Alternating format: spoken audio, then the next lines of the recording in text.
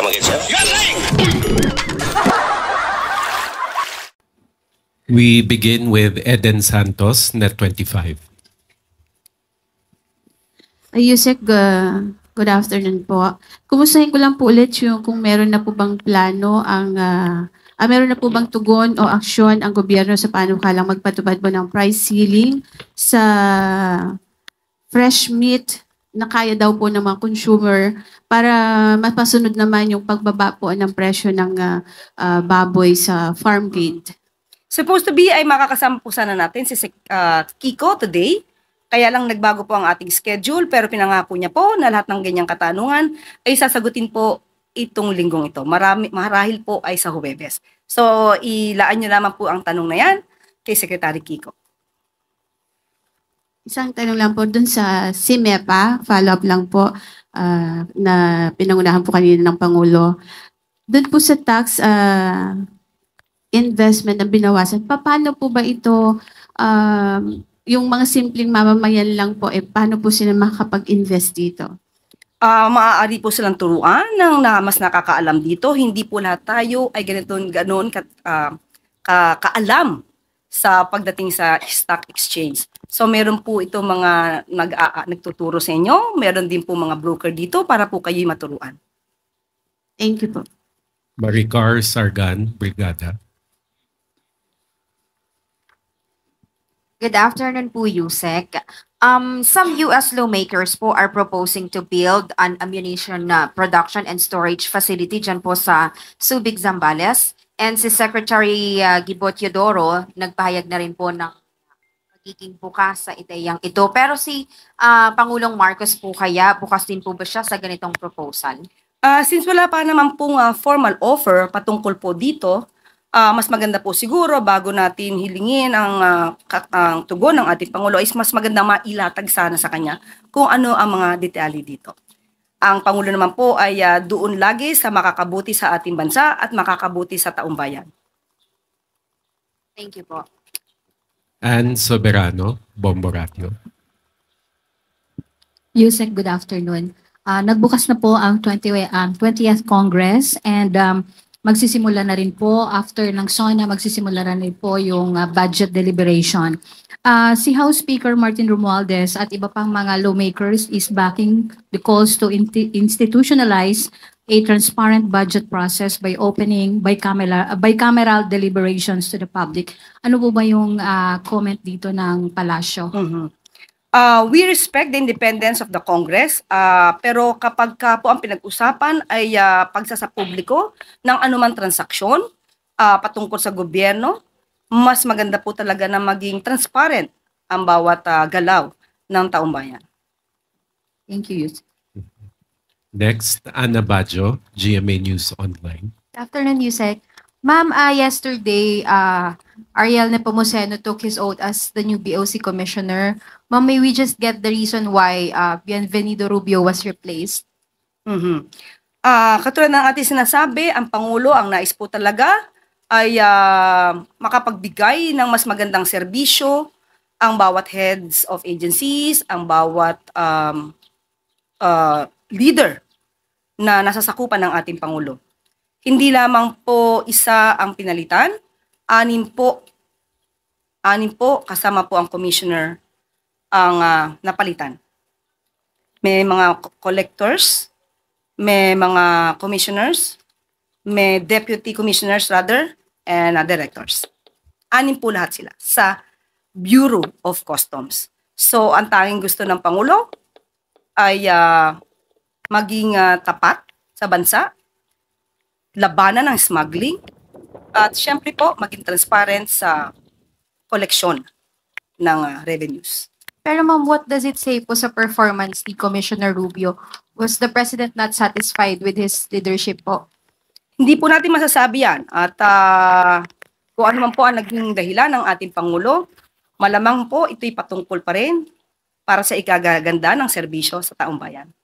Ma'am, may we just get the President's marching orders kay Commissioner Nepomuceno? And sino po kaya yung papalit sa kanya sa iniwan niyang post sa OCD po yan? Wala pa po, hindi pa po sa akin na ibigay yung detalye patungkol dyan. Pero ang marching order, unang-una po, dapat proteksyonan po, strengthen yung border protection at labanan nga po ang smuggling. At nagsisimula na po ang pamahalaan sa paglaban, sa mas matinding laban sa smuggling. Thank you, ma'am. Next question, Ivan Mayrina, GMA Integrated News. Sa survey po na isinagawa ng Okta Research, lumabas na mas nakararaming Pilipino ang pabor na bumalik ang Pilipinas sa ICC. Is this something that will further the President's openness to rejoining the ICC, or will it create a sense of urgency for the country to rejoin the ICC? Sa ngayon po ay hindi pa po natin napag-uusapan yan, hindi pa po nababanggit ng Pangulo. Pero yung ganito mga sentimiento po ng ating mga kababayan ay dinidinig naman po ng ating Pangulo. So tignan na lang po natin sa mga susunod na araw kung ano po ang magiging saloobin ng Pangulo sa pag-rejoin sa ICC. Last week or over the weekend, hindi ho naitago ni VP Sara ang kanyang, should I say, exasperation sa palitan po ninyo ng kuro-kuro tungkol sa kung ano ba ang personal at official trip. In her words, I quote her, yan yung example ko sa inyo na bobo talaga. Kapag gumagamit ka ng pera ng gobyerno, official business yan, kailangan mo mag-report. Kapag personal siya, walang gamit ng pera ng gobyerno, hindi mo kailangan mag-report. So ganun lang yan kasimple na kailangan ko pa i-explain. May buntong hininga pa po sa dulo. Would you like to respond? Ang kakulangan po sa kaalaman sa batas, sa ethical standards ay hindi po maikukubli sa pagmumura o pang-iinsulto. Simple lang naman po. Bakasyon o trabaho. Siya naman po ang nagbanggit na trabaho, nagtatrabaho. Not on a holiday. So kapag nagtrabaho, dala ang posisyon, dala ang bandera ng Pilipinas, may official functions. Ayon na rin sa RA 6713. Public office is a public trust. So dapat ipalam ano ang naging magandang resulta sa pagtatrabaho. Kung walang mai-report, baka walang natrabaho. Ang Pangulo, focus sa trabaho. Kapag po siya man ay umaalis ng bansa, may dalang magandang balita. May magandang naging relasyon sa iba't ibang leaders. Isa dito ay ang pagsagip sa buhay ni Mary Jane Veloso dahil sa magandang relasyon sa Indonesia. Ang pagpapauwi, ang papabalik ng dating mamabatas na si Arnold Forteves. Pati na po ang mabilis na pababalik kay Alice Goong. At sa Japan, inaangat ang turismo ng Pilipinas. Yan po ang trabaho na dapat ipagmalaki kung talagang nagtrabaho. Katrina Domingo, ABS-CBN. Good afternoon, Undersecretary. Ma'am, just a follow-up question first on the BOC appointment. Does this mean that the former commissioner and the 6 other officials who were removed from their posts were tagged in anomalies within the agency? We cannot say that. We cannot say that.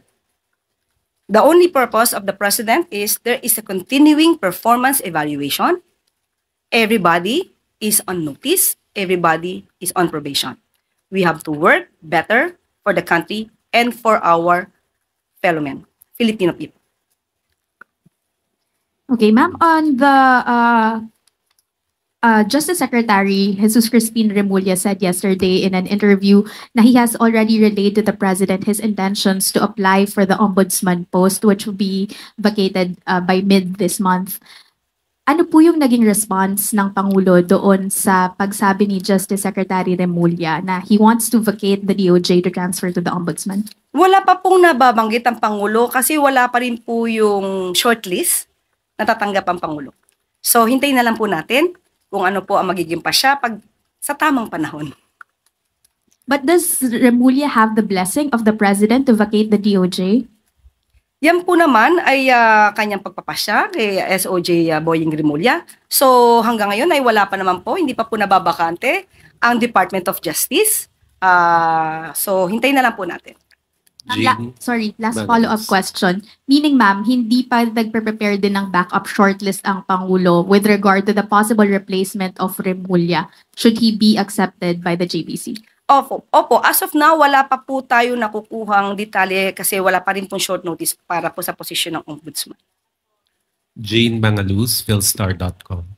Good afternoon. So the DBM is set to submit its budget to Congress, so the proposed 2026 budget to Congress this month. So what can we expect, especially since very controversial yung budget natin for this year?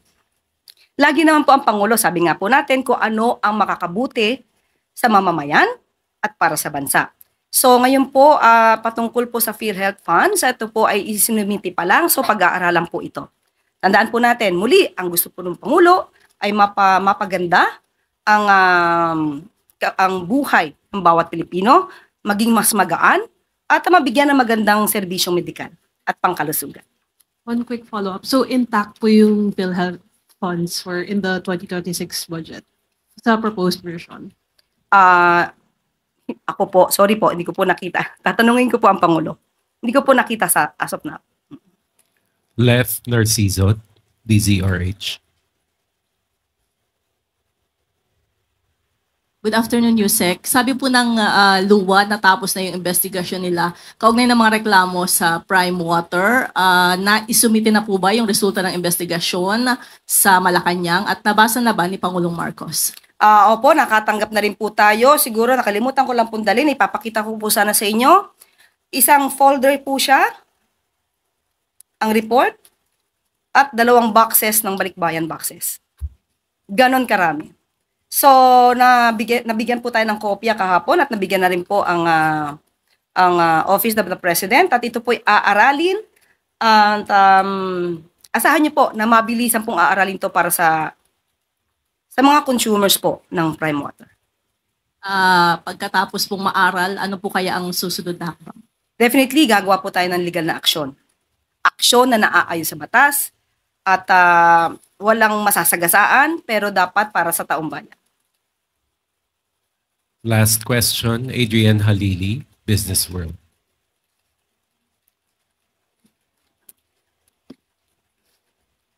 Hello, ma'am. Can you have the palace's reaction on the 50 peso wage hike in NCR? And will the president support a legislated wage hike in the 20th Congress, given that senators and congressmen have already filed bills on it?